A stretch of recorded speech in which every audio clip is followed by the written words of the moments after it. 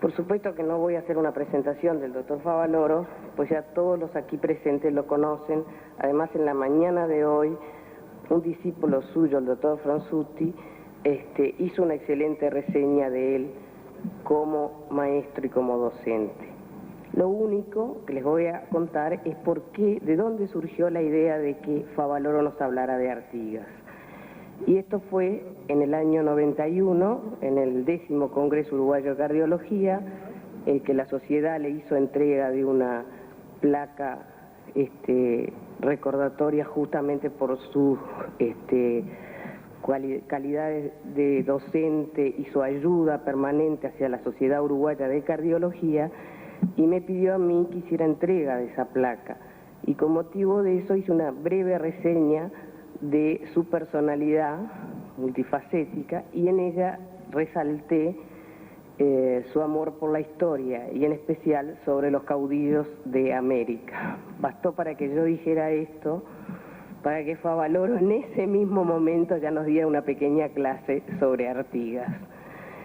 El doctor Pelufo el año pasado, con motivo de la venida del doctor Favaloro a la Semana del Corazón, retomó este reto y lo invitó formalmente para que viniera a este congreso, no solo a hablar de cardiología, sino ya concretamente sobre Artigas.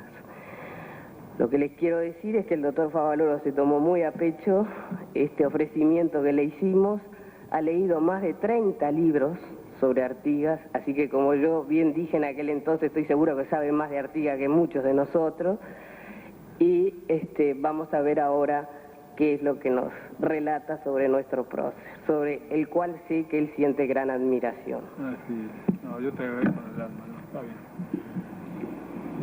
¿Esto anda? Sí. Todas las personas tienen algún hobby, ¿no? Yo tengo dos. Uno es el amor a la tierra, no puedo pasar así sin estar pegado a la tierra, cultivando alguna cosa. Eso me viene de una abuela materna que cuando era muy pequeño me enseñó el valor de eso, de la tierra, de la semilla, de las plantas, así que vivo siempre enamorado de la naturaleza. Y el otro es la historia, que viene de mi viejo Colegio Nacional, donde teníamos dos profesores de historia excepcionales, los hermanos Eras, que eran realmente figuras muy serias, eran profesores de universidades, de enseñanza terciaria, que realmente tenían una visión muy clara de las cosas que pienso que hoy nos enseñan los colegios. Y bueno, yo me empecé a entusiasmar de esto y uno a veces descansa trabajando. Puedo pasarme, no sé, un domingo 6, 8, 10 horas haciendo mis pequeñas cositas. Insisto, esto es un aficionado, yo no soy un profesor de historia ni mucho menos, ni conozco todo, pero tomo temas y trato de analizarlos. Algunos libros escritos por ahí, uno sobre San Martín, que le llamamos así, ¿conoce usted a San Martín? Porque también sigo siendo un convencido que la gente no conoce bien a San Martín. Uno sobre la entrevista de Guayaquil, y espero que, no sé, que el destino, Dios me alargue un poco la vida para escribir algunas cosas quizá de mayor profundidad. Así que tómenlo así, es un hobby. Yo insisto, hago la investigación histórica utilizando las mismas cosas que uno hace en medicina, quizás ese sea el único valor. Don Enrique de Gandía, que tiene 90 años, es el historiador argentino más grande, vivo, un hombre excepcional. Algunas veces me ha dicho, hay varios médicos que se han dedicado hacia la historia y los trabajos siempre dice son buenos porque no se embanderan. Lo peor que le puede pasar al que se pone a buscar algo es embanderarse. En la Argentina están los historiadores clásicos, los revisionistas, los rosistas, etc. Lo peor es embanderarse. Hay que hacer como en medicina, ve como discutíamos recién, la geoplastia y qué sé yo, y tener la cabeza fría y poder analizar los hechos con cuidado. Evidentemente todo esto entonces tómenlo así. Yo sí en el fondo soy un enamorado de Artigas y van a ver por qué. La verdad es que la figura de Artigas fue muy discutida, inclusive en este país durante muchos años. Yo diría que fue bastante criticado. Todo eso viene de aquel famoso director de Buenos Aires, Pueyrredón, que ya diremos algunas cosas más adelante, que hizo la diatriba de la figura de Artigas por intermedio de un escritor mercenario, Cavia, que de encargo preparó un libelo destinado a acumular en contra del protector de los pueblos libres todas las acusaciones que pudieran servir para presentar en los colores más sombríos su figura al juicio de los contemporáneos. Y esto sirvió para que Mitre, en la historia de Belgrano, presentara al jefe oriental sin ninguna duda por demás desfavorable. Estamos hablando de Mitre como historiador, y lo mismo hizo Vicente Fidel López y hasta el mismo Sarmiento.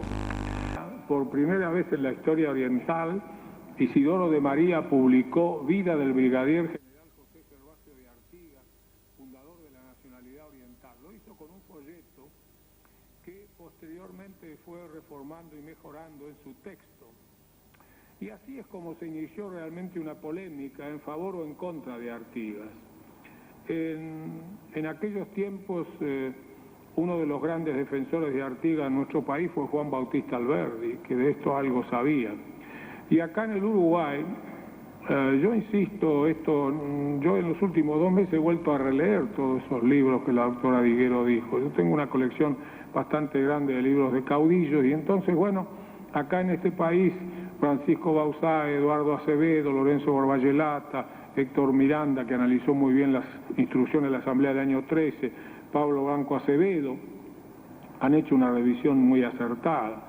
Y hay calificados autores argentinos, Pelliza, Cervera, Busaniche, ha hecho estudios muy profundos reivindicando la figura de Artigas. Quizá el que más ha contribuido ha sido Emilio Ravignani, que en su cátedra de Historia Constitucional hizo cosas fundamentales. En realidad, él está convencido que la Constitución del 53 está basada en muchos de los principios que Artigas sostuvo durante su vida. Dice: la personalidad de José de Artigas, que hoy con tan hondo fervor conmemoramos, antes de entrar a la historia había sido envuelta por la prensa, por la densa penumbra de la leyenda. Las generaciones actuales a las que pertenecemos están en el deber de traerla al plano superior e iluminarla con la luz de la historia verídica, para avivar el espíritu público en el sentido de que triunfe definitivamente la justicia sobre la pasión y el error.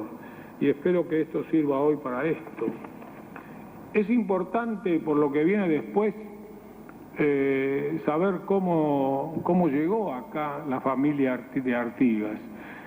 Su abuelo, Juan Antonio Artigas, nació en Zaragoza en el año 93 y se vino a América en el año 17.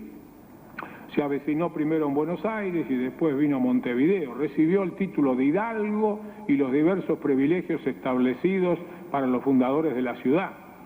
Claro, acá estaban lo que se llamaba las Mercedes, tuvo un solar, la chacra, la estancia, que se le adjudicaba a los vecinos más distinguidos, todos los que tenían sangre española pura. Fue designado capitán de milicia, alférez real, alcalde provincial, etcétera, etcétera. De él sería su hijo Martín José el llamado a conservar el ilustre apellido y destacarse por su actuación pública como uno de los más caracterizados vecinos de Montevideo.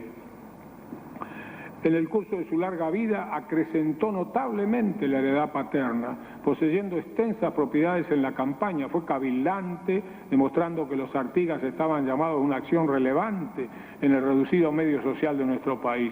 Fue alguacil mayor, otra vez alcalde provincial, alférez real. En la carrera militar llegó también a capitán de milicias, como su padre, tocándole actuar en la defensa de, por ejemplo, la fortaleza de Santa Tecla contra los portugueses. Se dice que tenía a su cargo los bienes de Francisco de Ortega. Había una biblioteca que incluía títulos de los más caracterizados de la representante de la política, la economía social. Esto ha sido muy discutido, pero hay quien asevera que Artigas tuvo acceso a toda esa biblioteca y que parte de su cultura proviene de allí. El nacimiento de Artigas se anota el 19 de junio de 1764, José Gervasio, hijo legítimo de don Martín José y de doña Francisca Antonia Arnal. Se ha discutido el lugar del nacimiento, pero prácticamente no hay duda que nació por aquí, en lo que es hoy Montevideo. Siempre es claro, se habla de José Gervasio, de José Artigas. Si ustedes miran por ahí, firmaba José Artigas y nada más. Así que yo creo que debe ser nombrado así, como José Artigas. La totalidad de las firmas así lo dicen. Concurrió de joven a la escuela de los padres franciscanos en el convento de San Bernardino, en donde allí se encuentra con Larrañaga, con Bedia, Rondó, ya veremos las cosas que tuvo con Rondó, con Ortogués, etc. En el curso de estos años trató a hombres de innegable cultura, como Viana, Lecot, Quintana, Ramírez de Arellano y por sobre todo Ruisidobro, madurando así su personalidad. Fue especialmente fecundo el trato prolongado de Artigas con don Félix de Azara, el sabio naturalista del cual ya hablaremos más adelante. Yo he hecho todo esto para que ustedes entiendan que Artigas viene de una familia rica, era un hombre realmente que provenía de un gran propietario rural, pero esto se da en la extracción social de los caudillos. Con la exclusión de Ferré, que era un empresario urbano, de Güemes, que era un pequeño propietario rural, y de Felipe Varela, que no tenía tanta plata. Miren, Arauz, Artigas, Benavides, Ibarra, López, Peñalosa, Quiroga, Ramírez, Rivera, Urquiz, Aldao, todos eran grandes propietarios rurales. Y la inmensa mayoría de ellos, cuando murieron, terminaron siendo grandes hombres de propiedad, de tierra, de dinero. Don Facundo Quiroga, cuando murió, dejó más de 2 millones de pesos fuertes de aquella época. Así que yo quiero recalcar todo esto para que después aclaremos algunas cosas. Merced a ese rango capitular que tenía su padre, alcanza todos los favores reales y se dedicaba fundamentalmente al acopio de cueros, que se había iniciado así con holgura y que requería realmente intensa actividad. No era tan fácil en aquellos años tomar los animales, matarlos, cuerearlos, etcétera, pero esa era la cosa fundamental. Cuando don José Artigas tenía 18 años, trata de independizarse y casi lo logra de su padre para faenar por su cuenta. A los 18 años de edad abandonó el trabajo al servicio directo para dedicarse a su propia vida. Quiso formarse una fortuna debido a su esfuerzo y este orgullo y a los pocos medios para conseguirlo lo llevó a unirse a las gavillas gauchas que trabajaban en cueros y contrabandos. Sus ocupaciones habituales fueron changar y comprar ganados mayores y caballadas para irlos a vender a la frontera con Brasil. En su retorno traía géneros secos y productos portugueses para surtir a Montevideo y a las estancias de los conocidos amigos. Su autoridad moral, que creció con esa fama de vaquero y contrabandista, es indiscutido sobre esa gente. Esos son los orígenes del hombre que va a hacer un cambio total. A pesar de liberarse de la tutela de su padre, no se desvincula totalmente.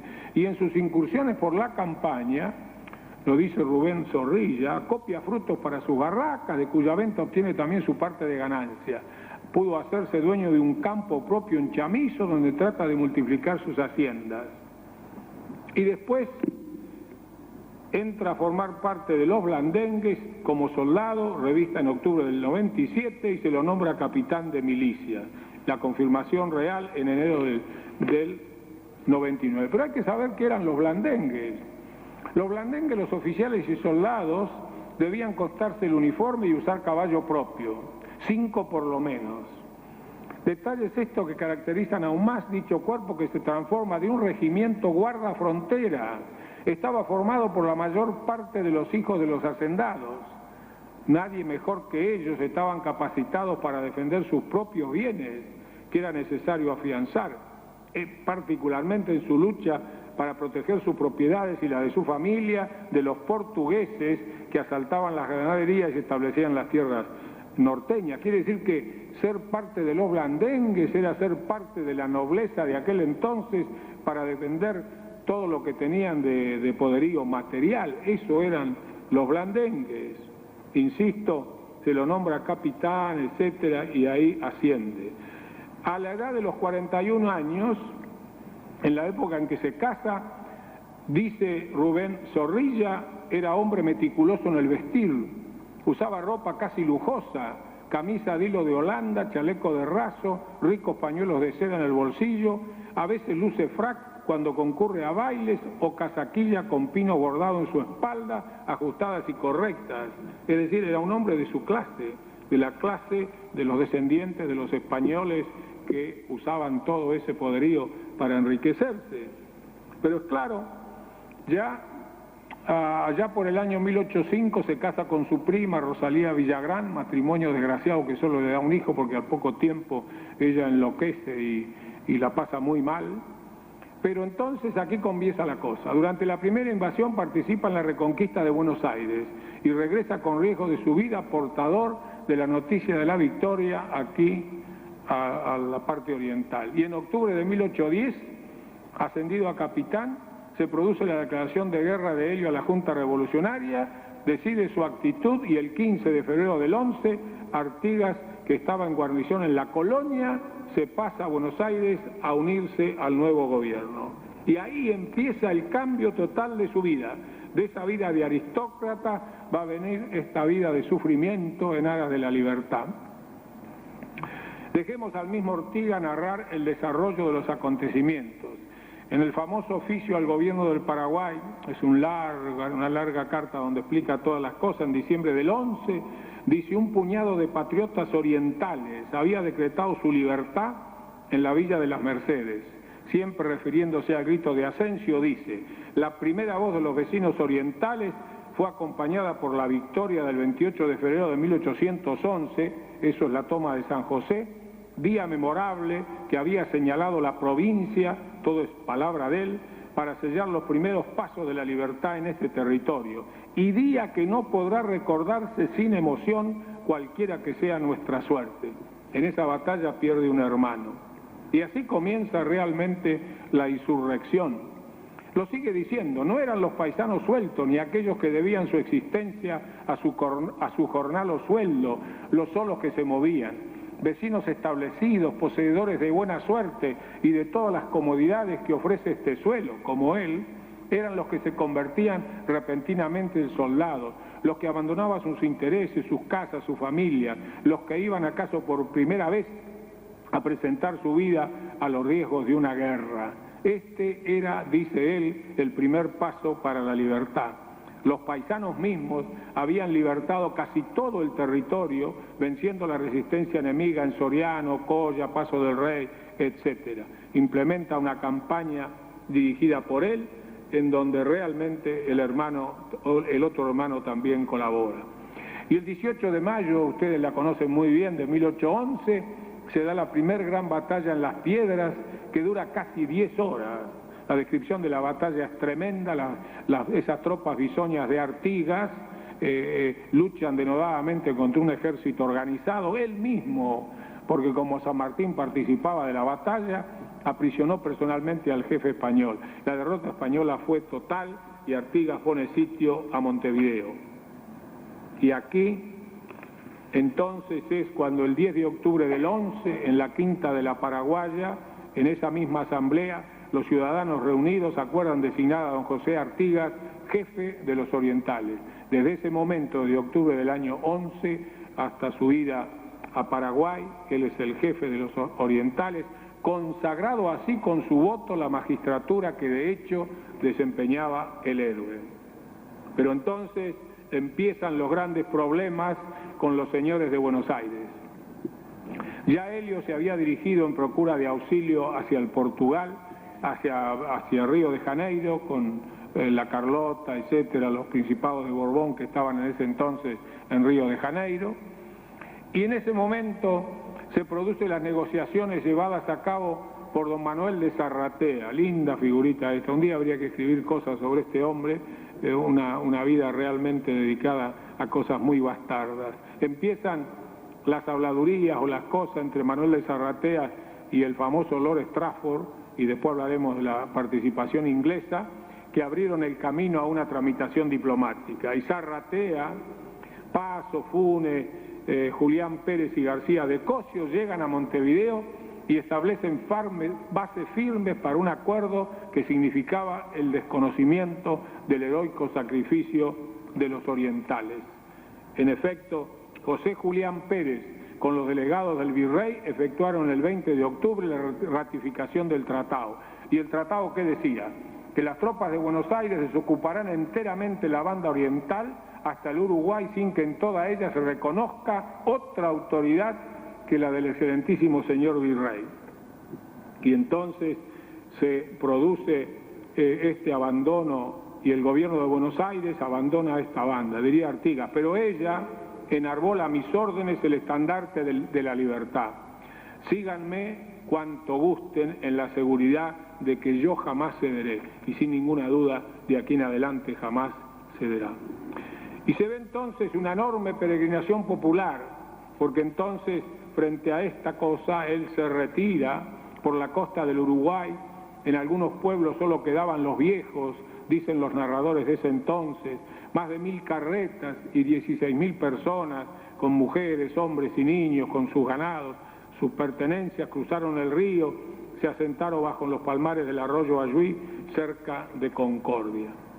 Y entonces es allí donde ocurren algunos hechos importantes en relación a lo histórico. Hay que reconocer que el 8 de octubre de 1812 se produce la caída del primer triunvirato como consecuencia de la acción de la Sociedad Patriótica, de la Logia y de San Martín. Es la única vez que San Martín se va a parar en la plaza para derrocar un gobierno y participar en una, digámoslo así, asonada cívico-militar. Y vendrá después el Tratado de Radamés Herrera, donde otra vez más está la mano inglesa, que obligó a los portugueses a abandonar la banda oriental. Y volverá Zarratea como enviado, como general en jefe del ejército. Y empieza ahora, aquí, en este agosto del 12, yo diría que está todo lo que va a producirse después. Porque ¿qué reclaman del ejército venido de Buenos Aires? Que debe considerarse solamente como ejército auxiliador, recogiendo el principio del derecho a los ejércitos propios consagrados en el Acta de Confederación y Perpetua Unión Americana. Esta nota es una nota de Artigas al gobierno de Buenos Aires, donde dice: los orientales pueden haberse equivocado en el motivo y modo de sus quejas, pero después de haber sabido ser por sí libres, no dudan tendrá vuestra excelencia la designación de aclararles si el pueblo de Buenos Aires quiere destruir por sí la tiranía de los pueblos de la América y constituirlo según su modo. Y esa era la historia, el predominio absoluto de Buenos Aires. En esta nota del 27 de agosto de 1812 está dicho todo lo que vendrá después. Ya lo decía Alberdi, lo dice después, el insigne pensador de la organización argentina. Esto está en el libro de Reyes Abadie. Arrojada la metrópoli europea bajo la iniciativa revolucionaria de la provincia de Buenos Aires y conservada la clausura de los ríos de institución colonial, pronto hizo nacer esta nueva metrópoli dentro del mismo territorio, la cual monopolizó en nombre de la República Independiente la navegación y el gobierno general del país, por el mismo método que había empleado España. La República de las Provincias Unidas del Río de la Plata siguió siendo colonia de la capital, después de haber sido de España. Y esta es la pura verdad. A los porteños les costaba mucho dejar la aduana que tanto rendía, dejar toda la cosa mercantil y toda la pampa húmeda que tanto los beneficiaba. Y vendrá después el compromiso del G, porque siempre habrá alguien que trata de actuar de mediador, y entonces lo mandan a don Tomás García de Zúñiga, y el 8 de enero de 1813, en el compromiso del G, se produce el reconocimiento por el gobierno de Buenos Aires de la jefatura de Artigas, el abandono del ejército por Zarratea y la declaración de ejército auxiliador.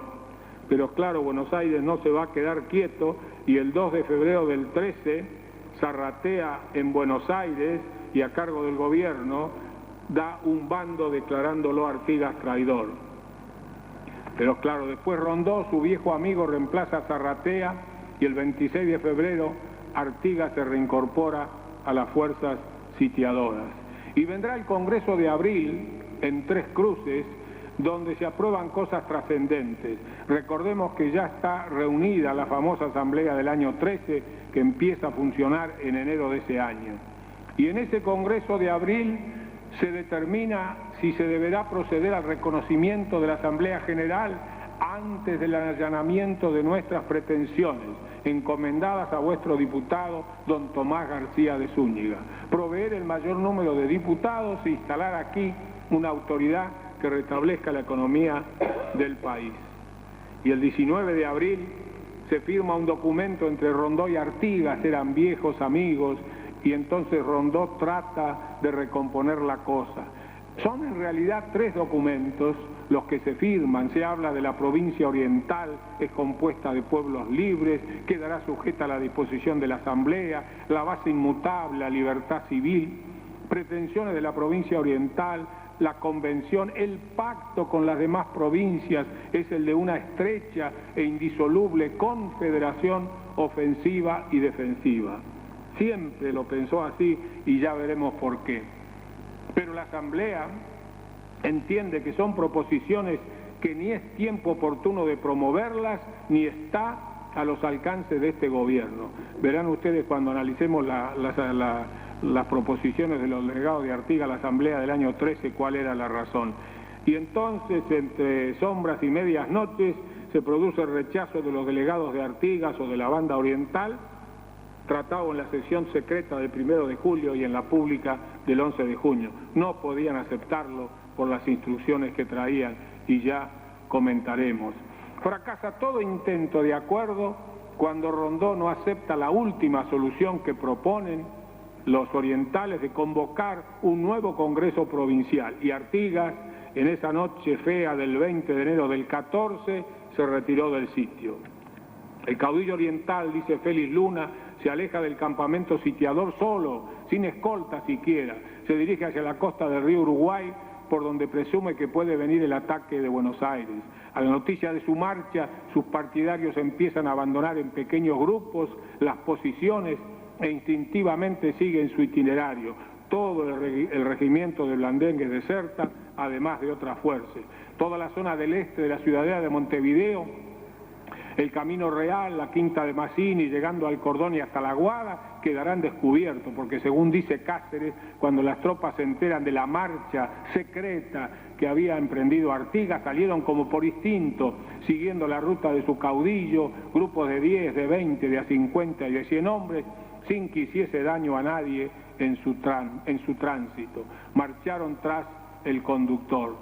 Y entonces, este hecho que ha sido tan mal analizado por historiadores, insisto, como Mitre o como López, se han cebado en la deserción de Artigas frente a los realistas, como si fuera el eco del director Posada, nuevo titular del Poder Ejecutivo de las Provincias Unidas. Y entonces allí se produce el famoso decreto que en el artículo 1 se declara a don José Artigas infame, privado de sus empleos de ley y enemigo de la patria. Como traidor a la patria será perseguido y muerto en caso de resistencia. Y el artículo 3 dice: es un deber de todos los pueblos, de los comandantes militares y los ciudadanos de las provincias unidas, perseguir al traidor por todos los medios posibles. Se recompensará con 6.000 pesos al que entregue la persona de don José Artigas, vivo o muerto.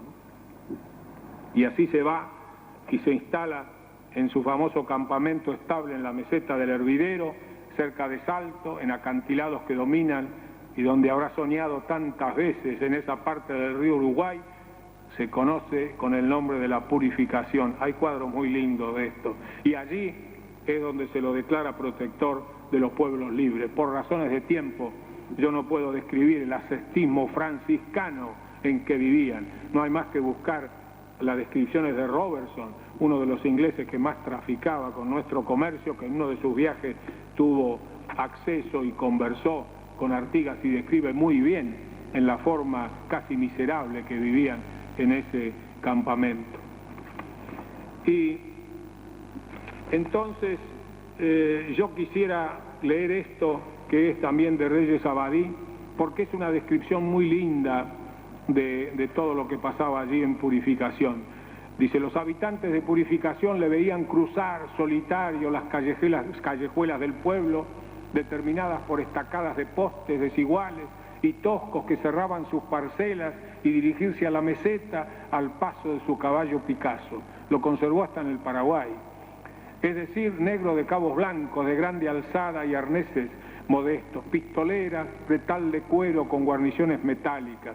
Un cojinillo blanco cubría su montura. Iba vestido de su chaquetilla azul de blandengue, de collarín y bocamangas rojas, con cuello blanco cuidadosamente planchado y cubierto por un poncho de seda de color claro que aún conservamos.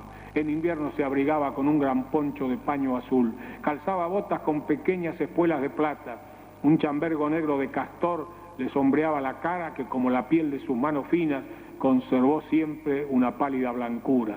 Le veían subir lentamente hasta la cumbre del peñón, cuando el sol se ponía en las pampas argentinas. Allí permanecía a largas olas solitario, a la sombra de los pequeños arbustos que coronaban la meseta.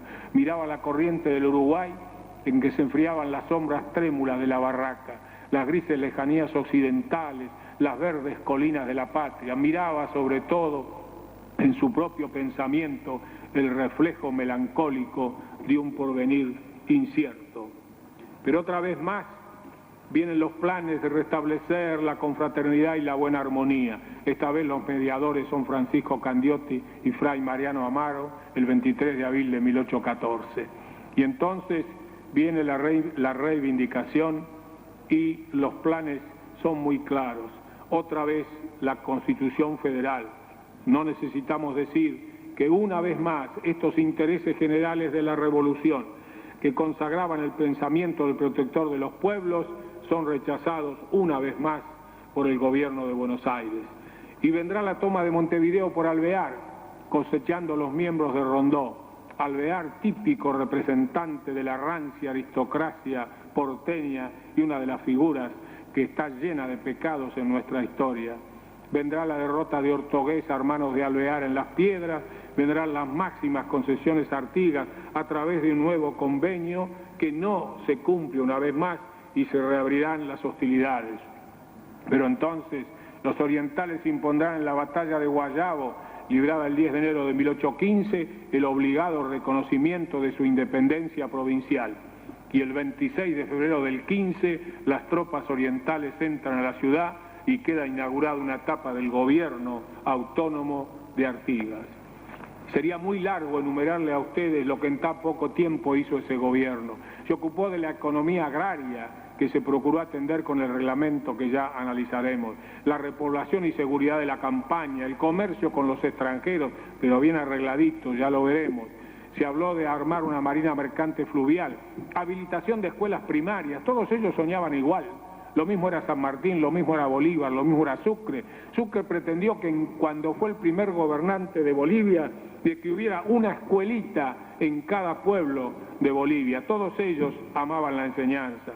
Se instaló la biblioteca pública, se puso en funcionamiento la imprenta, se administró la renta bajo la jurisdicción del administrador de la aduana, se procuró dar independencia a la iglesia, se reorganizó la administración de correos, etcétera, etcétera. Es evidente que Artigas sentía una profunda desconfianza por la burocracia estatal, debida seguramente al recuerdo todavía fresco de la confiscatoria maquinaria española. Se comprenderá su énfasis al prevenir al cabildo. Le manda decir: todo por ahora es provisorio y por lo mismo reencargo a vuestra excelencia no se multipliquen ni las autoridades, ni los administradores, ni otros puestos que graven los fondos de esta indigente provincia. La labor, la industria, el comercio son los canales por donde se introduce la felicidad de los pueblos. Es indudable que la decisión de ligar el papel del Estado a la felicidad pública, nos dice Ascuía Meguino, no fue grata a los grupos de orientales económicamente privilegiados. No lograron tanto como hubieran deseado colocar el aparato gubernamental al servicio de su acumulación sectorial. Parte de este concepto se traduce en la nota de Monterros a Berreiro, por la que se le transmitieron al delegado Montevideo un conjunto de instrucciones para que así tengas mejor cómo cubrirte y privar que tiren tanto de la capa del pobre Estado. Y en carta nota al Cabildo de Corrientes, como lo dice Hernán Gómez, le dice: es preciso que vuestra excelencia convenza a sus conciudadanos que los cargos que da la patria a sus hijos son de honor y empeño por la felicidad pública. Esto dicta un sistema liberal a diferencia del antiguo. Por lo tanto, el que no se conforme a esta liberalidad de sentimientos será reputado por egoísta y enemigo de la felicidad común. Linda frase para mandársela a todos los políticos de nuestro tiempo, de aquí y del otro lado del río. Convenza a sus conciudadanos que los cargos que da la patria a su hijo son de honor y empeño por la felicidad pública. Así hablaba Artigas. El 9 de septiembre de 1815 publica una lista bastante detallada de aranceles a las importaciones, indicando con ello su esperanza de proteger a la industria local e incrementar las exportaciones. A los ingleses se les prohibió específicamente toda actividad comercial que no tuviera que ver directamente con el transporte marítimo. Hay documentos muy claros en su Tratado de Comercio que por razones lógicas no vamos a analizar. A diferencia de nuestros queridos colegas en Buenos Aires, Artigas no veía con buenos ojos la intromisión de comerciantes e inversores extranjeros en la economía interna. Mucho habría que hablar de esto. Y así, a mediados de 1815, una vez más se reúnen los delegados de la provincia artiguista en Arroyo de la China. Es el famoso Congreso de Oriente, donde van indios de las antiguas misiones, todo el mundo va allí. Y allí se arma una comisión que fue destacada a Buenos Aires una vez más para hablar con el director interino y establecer una paz definitiva. ¿Qué pasó? Álvarez Thomas hizo detener a los comisionados, se negó a recibirlos y un delegado del gobierno que finalmente los atendió le planteó una alternativa drástica que ya estaba en la mente de los porteños: independencia total de la banda oriental o envío incondicional de diputados al Congreso que había de reunirse en Tucumán. Lo que debemos de saber era que por todos estos problemas, todas las provincias orientales, es decir, el Uruguay, Entre Ríos, Corrientes, Misiones, incluyendo Santa Fe, no participaron de nuestro Congreso que declaró la independencia. Y aquí algo tenía que tener. Aquí conoce a la paraguaya Melchor Cuenca, con la cual establece una relación que siempre trató de que no se hiciera pública y que le dio un hijo y una hija, ahí en Purificación. Y habría muchas cosas que explicar para que se entendiera bien desde el fondo de la historia dónde viene todo este problema de la banda oriental, el Tratado de San Ildefonso, la guerra de Portugal con España, la venida de la princesa Carlota, muchas cosas para explicar, pero lo que hay que saber es que siempre estuvo la mano inglesa de por medio en todos estos trámites, como lo vamos a ver. La cosa se inicia con Alvear. La cosa se inicia Alvear, enviado al ministro español en Río de Janeiro, cuando le envía al ministro español los datos concretos que puedan servir por el conocimiento de las fuerzas de los diversos ejércitos platenses. Alvear le manda a ellos todos los planes y la organización que había de este lado. Y tendríamos que hablar de don Nicolás Herrera, que ofreció sus servicios al gobierno portugués. Y ni qué decir de Manuel J. García. Si hay una figura horrorosa en nuestra historia, es la de Manuel J. García, ministro de cuanto gobierno quieran ustedes nombrar, ministro de Rivadavia, ministro de Rosas, ministro de Viamonte, acomodaticio típico de los que tanto tenemos en nuestra historia. Si hay una figura que, insisto, yo aborrezco, y lo digo así porque lo siento, es la de Manuel J. García. No hubo nunca nadie tan vendido a Inglaterra como este buen señor. Y allí manda a decir que el deseo de ver terminada en Río de Janeiro, el deseo de ver terminada la guerra civil con el auxilio de un poder respetable, el monarca resolvió eliminarlo, beneficiando a sus vecinos, dice García a mediados de junio del 16. Artigas creo que dejará luego de molestar esta provincia, porque siempre está la asociación entre esos porteños y los portugueses del otro lado. Los planes del Congreso de Tucumán, si yo le tendría que contar a los jóvenes de mi tiempo los planes secretos del Congreso de Tucumán en relación a los portugueses, nos produciría tremenda vergüenza. Iban desde la eventual coronación de cualquiera, podía ser un inca o un miembro de la Casa de Braganza, un príncipe de la Casa de Lucca, hasta el mismo Juan VI están en las actas secretas del famoso Congreso de Tucumán. En un convenio secreto firmado el 12 de diciembre de 1817 se unían los intereses de las Provincias Unidas y del Portugal contra Artigas. Y al fin del 17, Pueyrredón facilita por todos los medios la deserción de los jefes orientales desconformes, garantizó grados y estabilidad en el ejército de la provincia, exportó trigo a Montevideo durante la ocupación portuguesa y hizo tremendas limitaciones a la exportación de productos para los pobres orientales. Este hombre Pueyrredón, que por un lado tanto hizo por la campaña libertadora de San Martín, en esto el pobre estaba totalmente equivocado. El nuevo director entregó la suerte de la banda oriental. Los portugueses tendrán piedra libre para ocupar todo el territorio que existe entre el río Uruguay y el mar. Se encargarán de la faena que el poder porteño no ha podido llevar a cabo, liquidar Artigas. El rencor porteño contra Artigas es epidémico, era epidémico. ¿Cómo podría tolerar el partido directorial, que era centralista, promonárquico y oligárquico? Si yo tuviera que nombrar la lista de todos los patriotas que trataron de encajarnos un rey acá, ustedes se asombrarían sin ninguna duda. Era un gobierno así, sin ninguna duda, promonárquico y oligárquico. La existencia de esta democracia popular con arrestos autonomistas. ¿Cómo podía admitir la existencia de ese poder que reparte tierra entre los gauchos pobres e impone normas a los comerciantes extranjeros? Para la oligarquía porteña, Artigas era un peligro por el solo hecho de existir. Originaba un riesgoso efecto de demostración sobre los pueblos del interior, cada vez más desconfiados de estos sinuosos dirigentes porteños que andaban mercando coronas en Europa, dice Félix Luna. Con la ayuda portuguesa y los ataques que una y otra vez llevaran las tropas directoriales contra los artiguistas del litoral, Pueyrredón esperaba extraer rápidamente esa cosa dolorosa que era lo de Artigas. Y después vendrá la caída de Pueyrredón y Rondó será director. Y entonces Rondó se dirigirá por nota a Artigas para terminar la guerra civil. ¿Y Artigas qué le contesta? Empiece usted por el rompimiento con los portugueses. El director buscará entonces, Rondó, que había sido su amigo desde la juventud, buscará alianzas con los portugueses y le escribe a don Manuel J. García: cargue con sus tropas y aún la escuadrilla sobre el Entre Ríos y el Paraná y obre en combinación con nuestras fuerzas. Esto es lo que a través de José Manuel García recibe Lecor de manos de los porteños. Y así vendrá después, para hacerlo más corto, la batalla de Cepeda del 1 de febrero de 1820, donde López y Ramírez, lugarteniente de Artigas, vencen a las tropas porteñas. Y allí parece ser que ahora sí, por fin y para siempre, se producirá la unidad y terminaremos con los aristócratas de Buenos Aires.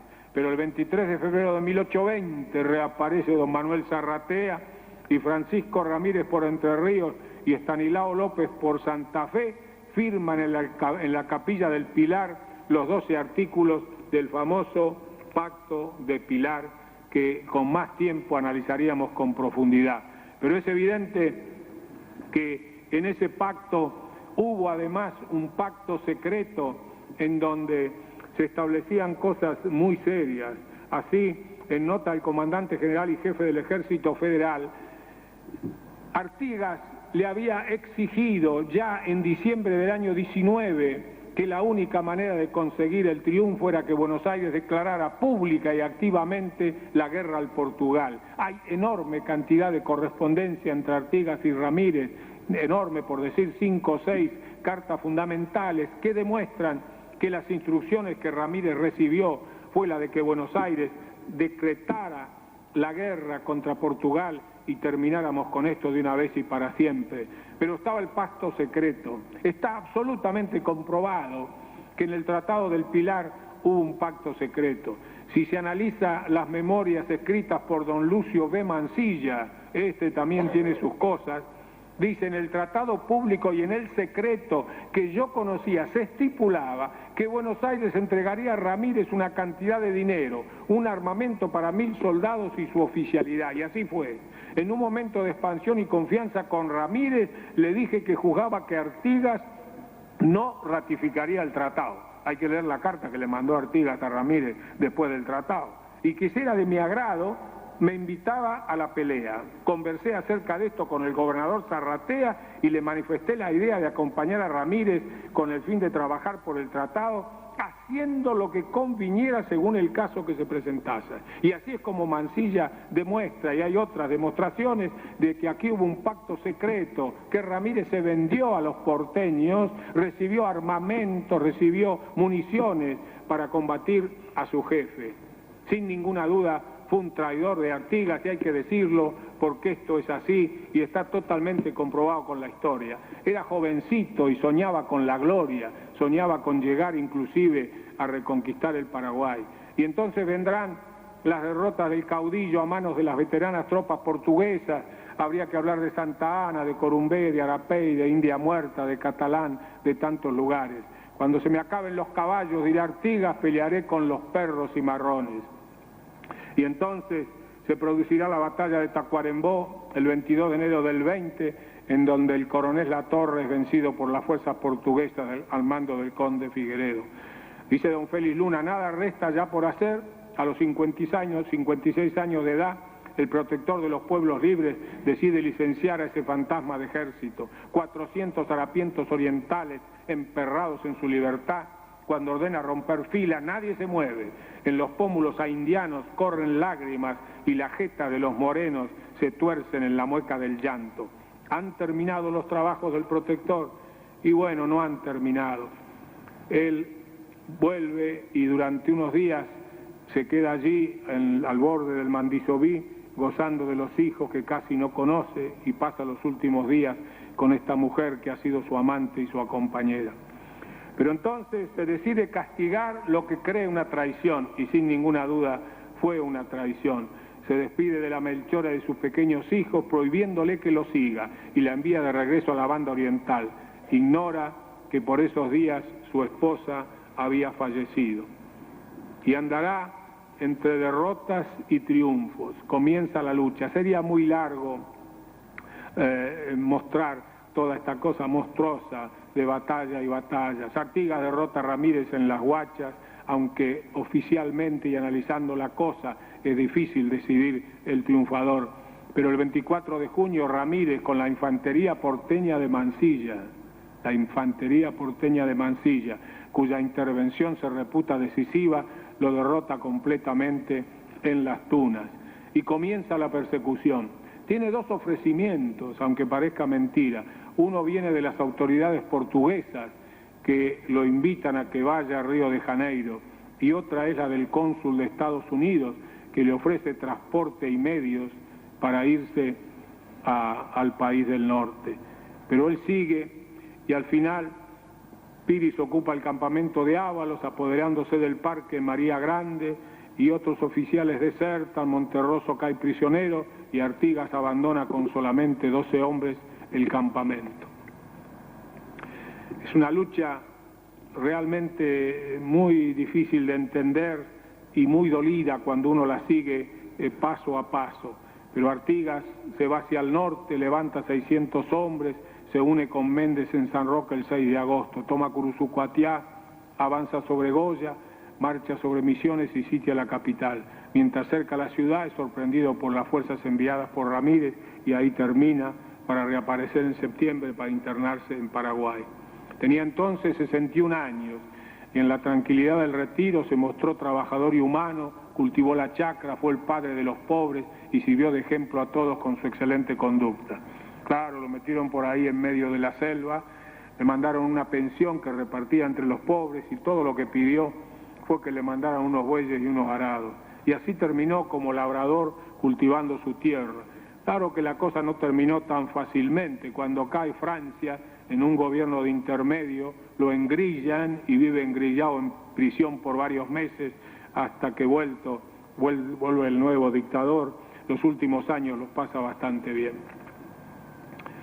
Y claro, yo no puedo dejar de decir lo que le pasó al pobre Ramírez. La cosa siempre es igual. Buenos Aires tiene su dinero, tiene su poder económico y no interesa quién está, no interesa que sean unitarios o federales, son la misma cosa. El correntino Ferré tiene escritas cosas muy lindas, ese sí que fue un caudillo que merece todo respeto, donde demuestra claramente que unitarios y federales son la misma cosa. Hay una carta de Facundo Quiroga a Rosas que le dice que él jamás fue federal, que toda la vida fue unitario. Siempre la misma cosa, es esa unidad tendero mercantil y junto con todos los labriegos y los dueños de la tierra de esa provincia de Buenos Aires, que nunca, no interesa el gobierno que esté, quieren perder todo su poderío económico. ¿Qué les interesa a ellos la banda oriental? ¿Qué les interesó toda la zona de Alto Perú? Bolívar vivía asombrado diciendo cómo no se ocupan de estas tierras, le interesaba nada más que la pampa húmeda y el puerto de Buenos Aires. Y entonces se producirá el pacto de Venegas, la unión de Bustos con López y la crianza de Buenos Aires. A Estanislao López, después del pacto de Venegas, le pagan con 30.000 cabezas de ganado. Decía que había perdido mucho ganado, así que Rosas le manda 30.000 cabezas de ganado. Ernesto Palacio, un autor rosista, dice: los mediocres intereses localistas se sobreponen en el ánimo del mediocre personaje, así lo trata Ramírez, a los grandes objetivos nacionales. Sacrificaba a su aliado en los principios por las pingües achuras de la vaca de Rosas. Y esa es la pura verdad.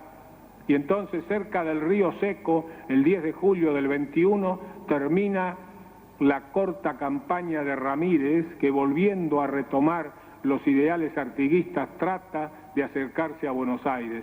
Ahí los porteños, en unión con estos caudillitos del interior, lo terminan. Cuando muere protegiendo a la Delfina. Era una brasilera del sur, de Río Negro, pelirroja, defendiéndola allí muere, y Anacleto Medina, ese negro que lo acompañó toda su vida, la pudo recuperar y llevársela para salvarla. Y fue degüellado, lo que la gente debe saber, que ahí lo degüellaron, después de muerto lo degüellaron. Yo tengo una copia de lo que Estanislao López gastó para embalsamar la cabeza del gran entrerriano. Quote unquote, diría el americano, el gran entrerriano. 42 pesos costó el embalsamiento de la cabeza de Ramírez, porque don Estanislao López la tuvo ahí por semanas para mostrársela toda. Así terminó la traición de Ramírez contra este gran patriota. ¿Y cuánto le duró entonces todo eso? Si analizamos el tiempo desde la batalla de Las Tunas, que fue el 24 de junio de 1820, al 10 de julio de 1821, nos da exactamente 1 año y 15 días. En este día se acabó de escarmentar con la intrepidad.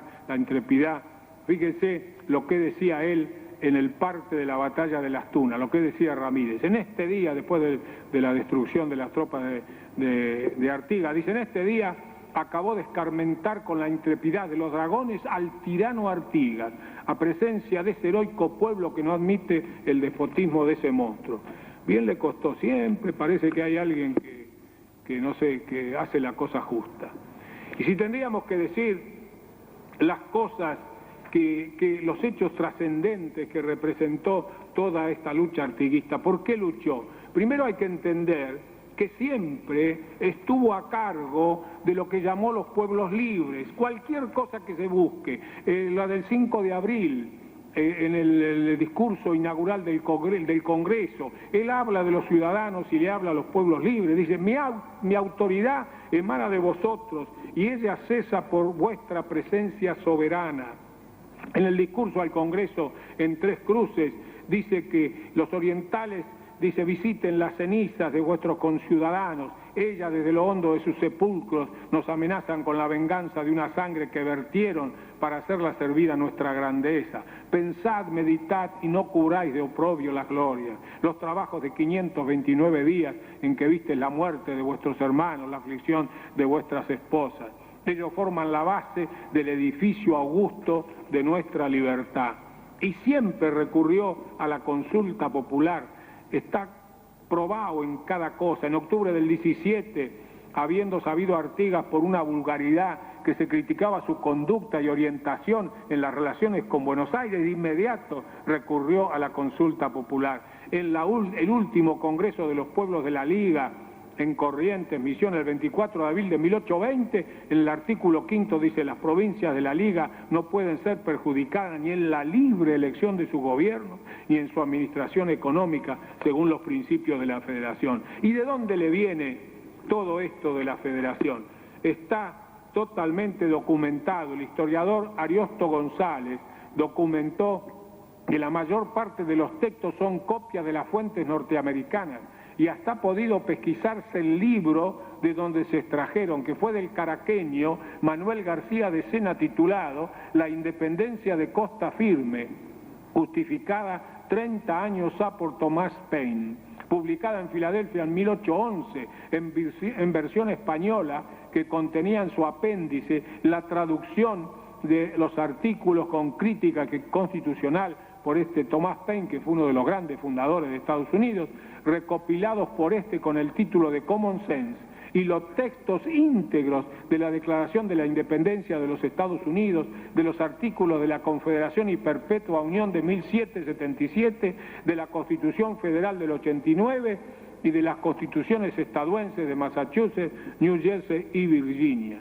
Esto está, hay varios autores que han estudiado esto, no solamente se compenetró de ese sistema federal, para el que ha vivido como yo 10 años en Estados Unidos, todavía hoy cada estado es independiente. Una multa en la carretera no es igual en cada estado, por empezar por lo más sencillo. Puede costar 100 pesos en 300 en el otro, 500. Hay absoluta independencia de cada uno de los estados. El aborto estaba totalmente prohibido. Pensilvania un día decidió que se podía hacer en forma legal, y así es como se trabaja. Cada lugar tiene su independencia y después vendrá el gobierno central para regular. Es esta obra de García del Sena que demuestra cómo Artigas estaba realmente convencido, en una época en donde todos estaban atrás de la monarquía, que el único gobierno era este tipo de gobierno constitucional, con la independencia de poderes que provenía de esa experiencia americana. Estuvo por encima de todos los demás, es el único caudillo federal,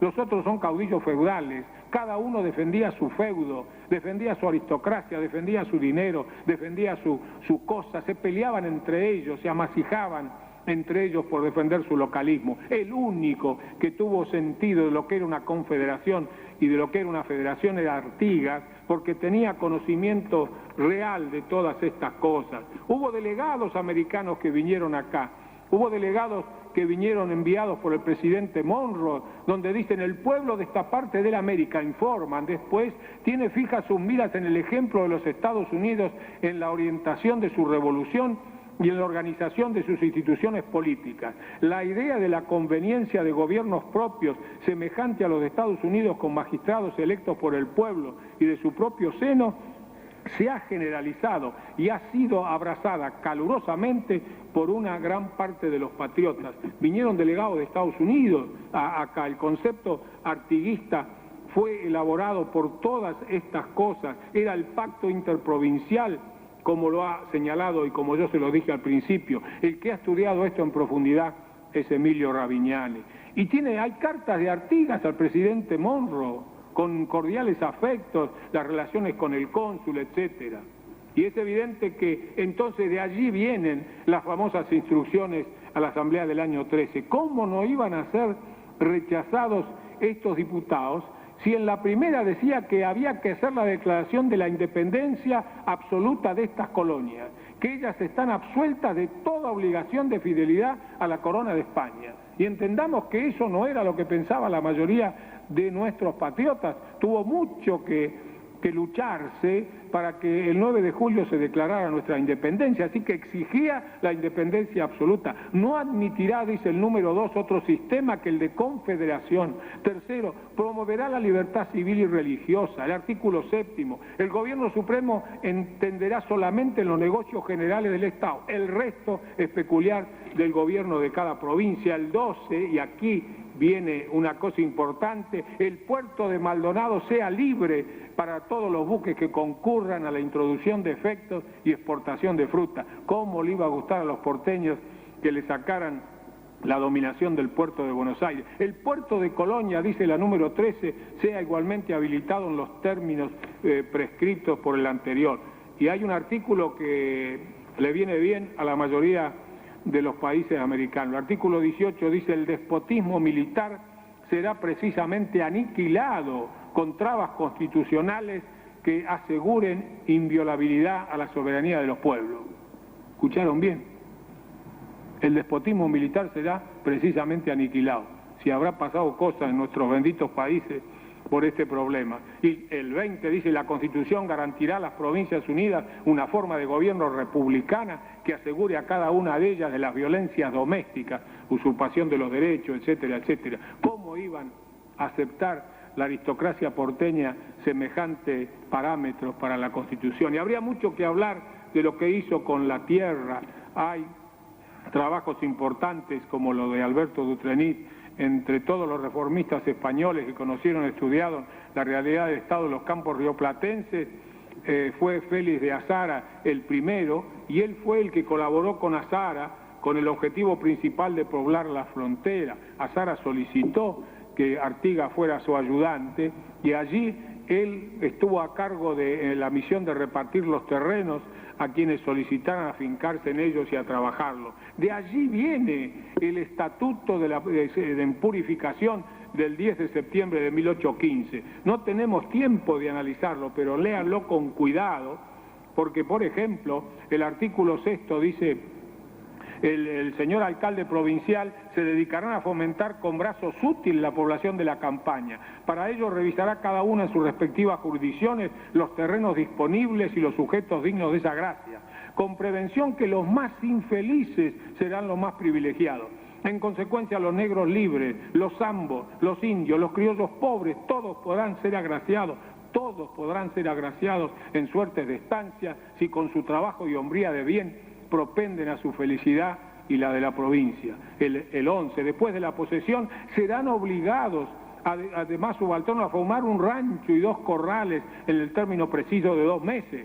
Lo que no lo hicieran se le podía dar un mes más, pero tenían que trabajar la tierra. Los agraciados no podrán enajenar o vender esta suerte de estancias sin contraer sobre ellas débito alguno, bajo la pena de nulidad.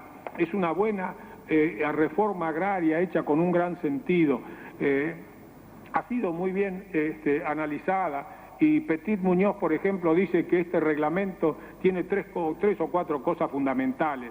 Tiene 3 fines económicos: poblar la campaña, subdividir la tierra, aumentar la producción. Tiene 2 fines sociales: favorecer a los desposeídos y favorecer a la familia. Un fin jurídico: imponer el orden en la campaña. Un criterio eminentemente social para su aplicación: máxima reparación de las desigualdades económicas existentes, dice, de modo que los más infelices sean los más privilegiados. La acumulación de tierras en pocas manos, no se permitiese la formación de latifundio. ¿Cómo iban a congeniar estas cosas con lo que después pasó en la Argentina, la famosa generación del 80, la conquista de la pampa húmeda a través del Remington y del telégrafo? No hay ningún secreto.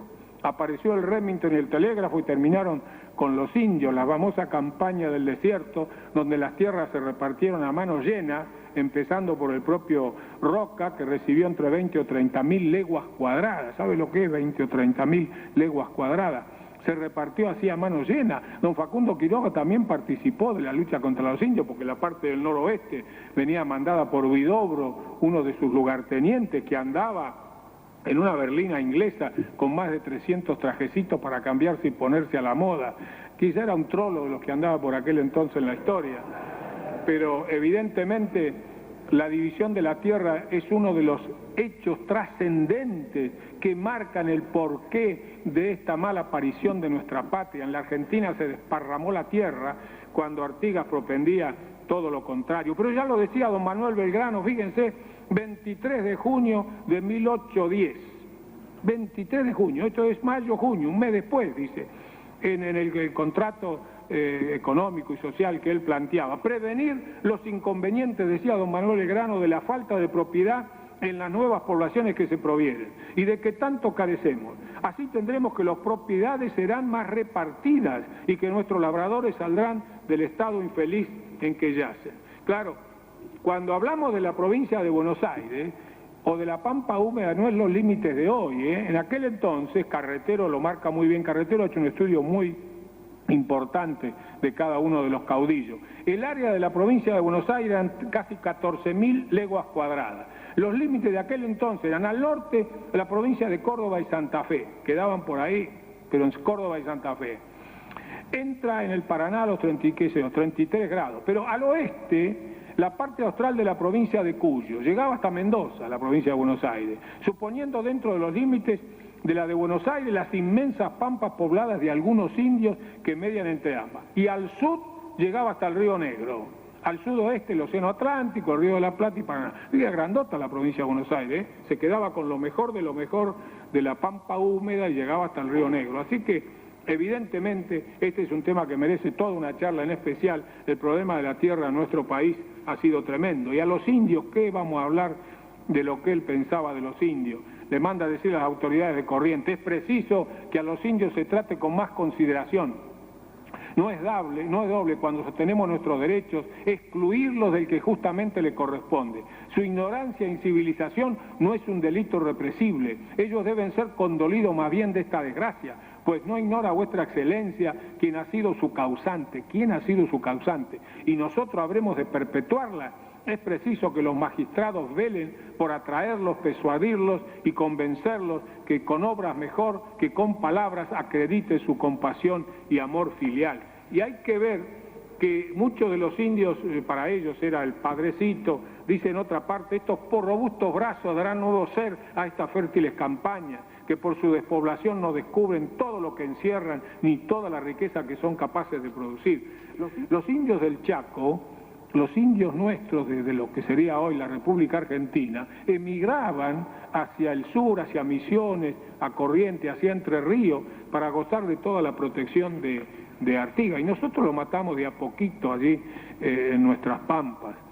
Claro, él siempre tuvo un gran sentido americanista. Habría muchas cosas para mostrar, que si ustedes revisan toda la correspondencia de San Martín, muy pocas veces él habla del Río de la Plata y de la Argentina, siempre habla de América, América y América. Lo mismo es Bolívar, como ustedes saben, lo mismo es Sucre, lo mismo es O'Higgins, y lo mismo es Artigas. Él vivía realmente su gran enamoramiento. No habría más que mostrar la contestación a Pezuela cuando le ofreció el oro y el moro. Le dice: han engañado a vuestra excelencia y ofendido mi carácter cuando le han informado que defiendo a su rey.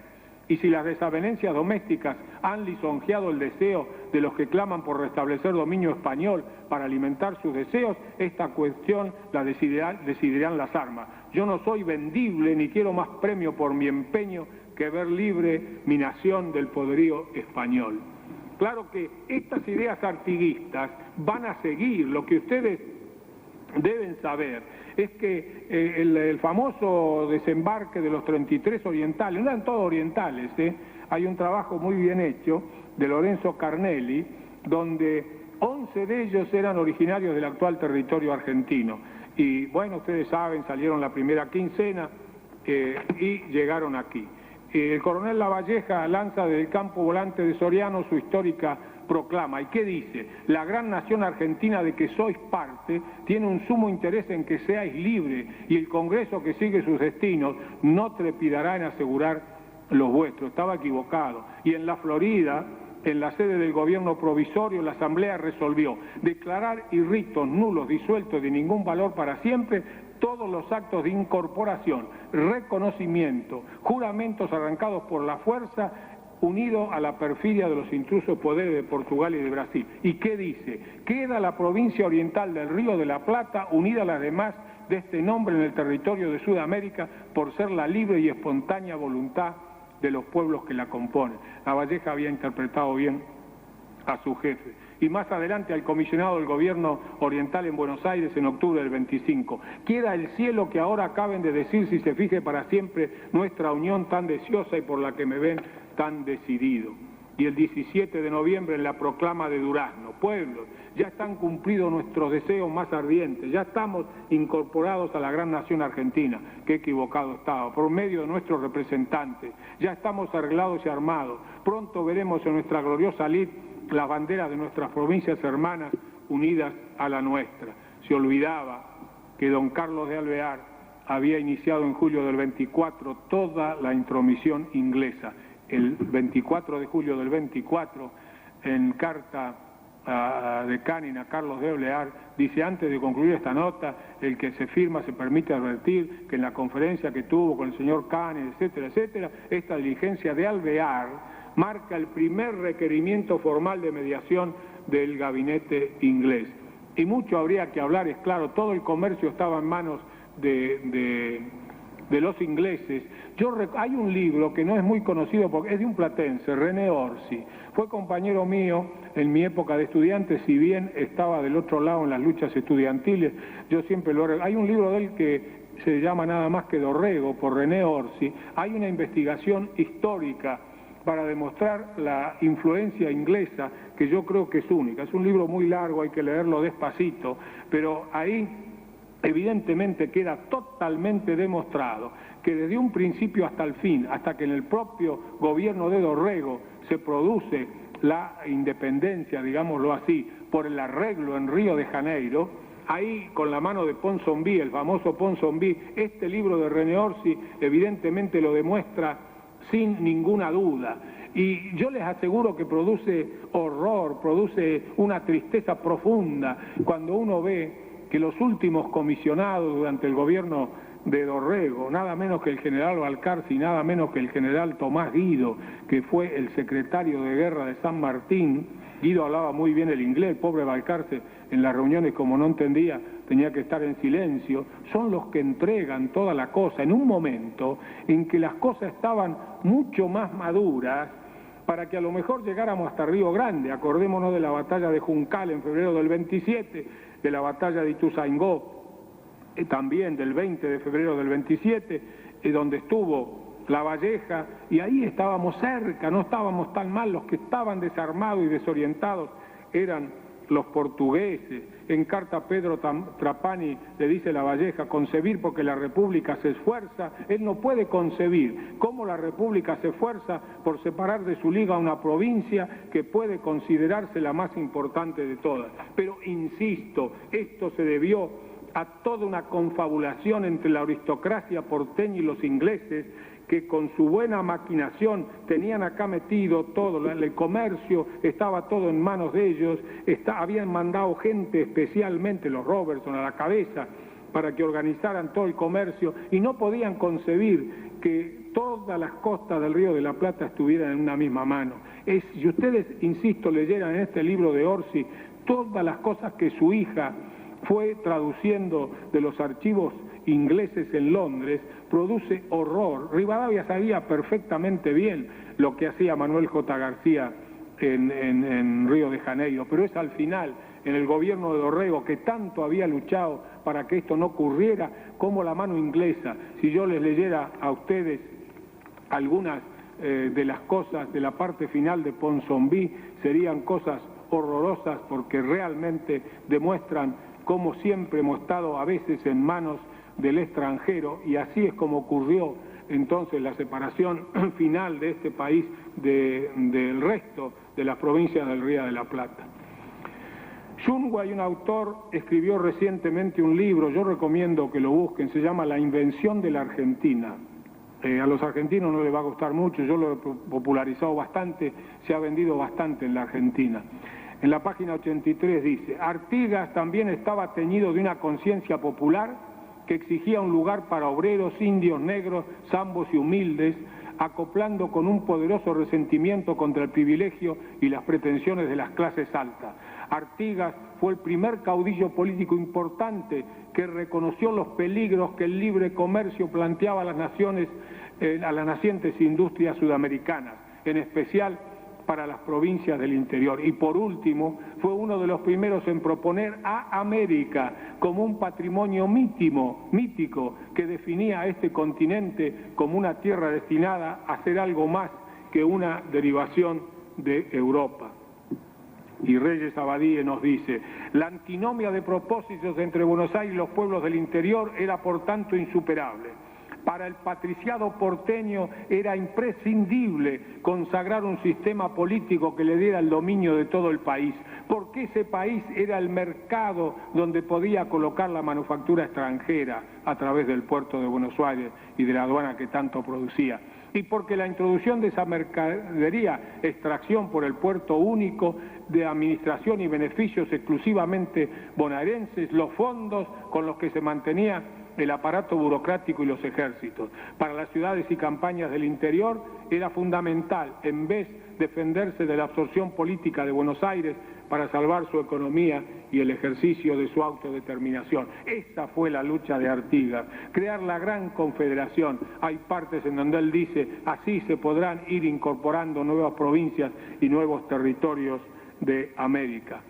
Ha habido un poeta, don Bartolomé Hidalgo, que es el primer poeta gauchesco que hubo acá en el Río de la Plata y que estuvo con Artigas, después terminó en Buenos Aires. En algunos de sus versos, los versos es el prolegómeno del Martín Fierro, dice: desde el principio Contreras esto ya se equivocó, porque es una cosa entre Jacinto Chano el Gaucho y Ramón Contreras. Dice, desde el principio Contreras, esto ya se equivocó. De todas nuestras provincias se empezó a hacer distinción como si todas no fuesen alumbradas por un sol. Entraron a desconfiar una de otras con tesón y al instante la discordia, el palenque nos ganó. Pero es platicar de balde y mientras no vea yo que se castigue el delito sin mirar la condición, digo que hemos de ser libres cuando hable mi mancarrón. Escribió Moreno en el prólogo del contrato social. Si los pueblos no se ilustran, si no se vulgarizan sus derechos, si cada hombre no conoce lo que vale, lo que puede y lo que se le debe, nuevas ilusiones sucederán a las antiguas y después de vacilar algún tiempo entre la incertidumbre, será tal vez nuestra suerte mudar de tiranos sin destruir la tiranía. Yo creo que el gran problema nuestro es realmente tratar de mejorar nuestra educación. No hay tema ni social, ni político, ni económico que no esté relacionado a la educación. Mientras la educación de nuestros países somos exactamente igual, siga en el estado que está y viva de la influencia de la dominación de esa televisión tan perversa, evidentemente no tendremos salida. Hay que hacer lo que decía allí Moreno, hay que hacer lo que planteaba Artigas y tantos otros, trabajar por una educación mayor. Yo creo que Artigas fue un criollo enloquecido de patriotismo americano auténtico. Eso fue lo que fue, un criollo enloquecido de patriotismo americano auténtico. Uno de mis maestros, don Ezequiel Martínez Estrada, hablaba del patriotismo sin trampa, del verdadero patriotismo que es el que todos tenemos que tener. El otro maestro grande que tuve en el Colegio Nacional fue don Pedro Enrique Sureña, al cual tuve la suerte de homenajear hace 2 o 3 meses en su patria, en Santo Domingo. Llegó a la Argentina allá por el 23, 24 y se quedó hasta morir en el 46. Fue uno de los grandes humanistas que yo tuve. Por ahí su hermano lo convidó a que volviera a Santo Domingo y entonces cuando llega dice, al regresar a la patria, después de largo, estuvo solamente 1 año y después volvió a la Argentina. Nunca se pudo separar del Colegio Nacional. Se murió corriendo a alcanzar el tren para ir al Colegio Nacional, no necesitando el dinero. Nunca pudo dejar de esa actividad socrática de estar con todos los jóvenes. Fue uno de nuestros grandes maestros. En Santo Domingo dice, al regresar a la patria, después de larga ausencia, cada minuto ha sido para mí de pensamiento y emoción. Yo solo sé de amores que hacen sufrir y digo como el patriota, mi tierra no es para mí triunfo sino agonía y deber. Yo tengo esto en la antesala de mi oficina porque a mí me cabe, yo confieso siempre que he vivido entre la agonía y el deber. Y todas estas cosas las digo porque vivo sufriendo a lo loco por esta bendita América Latina. Por eso mi pasión por la enseñanza, por eso desde México para abajo hay médicos que he formado y es mi único orgullo. Entiéndanme bien que yo no he gozado nada de esta charla. Quisiera terminar con algo que tan lindo cantaba Citarrosa. Decía, quisiera decir que tengo alegría en lo que doy, pero con mi canto voy más triste de lo que vengo.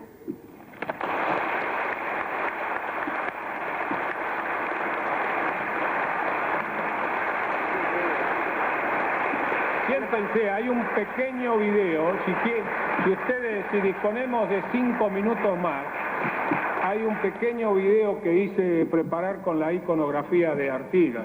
De Artigas, no sé si se puede pasar, ¿se podrá pasar? Sí, lo tienen puesto. Hay un pequeño video que hice para que soñemos un rato con Artigas. No tiene fondo ni tiene música, solo sale de la iconografía. Hay muchas cosas, el que más ha trabajado es Wet, Blanc, etcétera. Pero yo, a mi entender, ese es el rostro, es decir, si uno vuelve a lo original de él, el único original es el que al final de viejo se le hizo ya en Asunción. Pero si uno busca y revisa, yo creo que esa es la imagen verdadera de Artigas. No era tan cuadrado, su rostro era así, más afilado. Ahí ya se pone más viejo, eso es en Purificación, cuando él iba allí a las colinas a soñar y a pensar en el futuro de todas esas benditas tierras. Tenía esos ojos tan profundos y el mentón un poco afinado. Y este es el único dibujo que me han dicho que está en el Cabildo, es el único dibujo sacado ya de viejo allá en Asunción. El monumento que ustedes conocen acá, hay dos monumentos de acá, pero verán al final el que para mí es el monumento más lindo de Artigas. Yo paso todos los días me toca pasar frente al monumento que está allí en la Avenida Libertador en Buenos Aires. Creo que es el monumento más lindo, por eso lo mandé a filmar por los muchachos que trabajan. Allí está, en nuestra fundación. Yo tengo que pasar obligatoriamente y confieso que todos los días tengo que dar vuelta la cara y mirarlo. Me parece un monumento tremendo porque no es el hombre de a caballo, es esa descripción de Artigas que yo le leí de purificación. Cambia con los días, depende si hay mucho sol, depende si el día está medio nublado, y qué decir con la lluvia, parece que está llorando. Ahí está bien plantado ese varón extraordinario que fue Artigas. Depende si se lo ve en la mañana o en la tarde. Como el sol sale del este, en la mañana está así, todo ensombrecido, y se va a ir aclarando durante el día a través del sol, cuando el sol se pone en el poniente. Y ahí está, a mi entender, la imagen más linda que uno puede encontrar de este hombre excepcional, mirando y mirando como miraba, insisto, tantas veces, y como habrá estado soñando allá en Asunción. Yo creo que su mensaje es de un valor tremendo.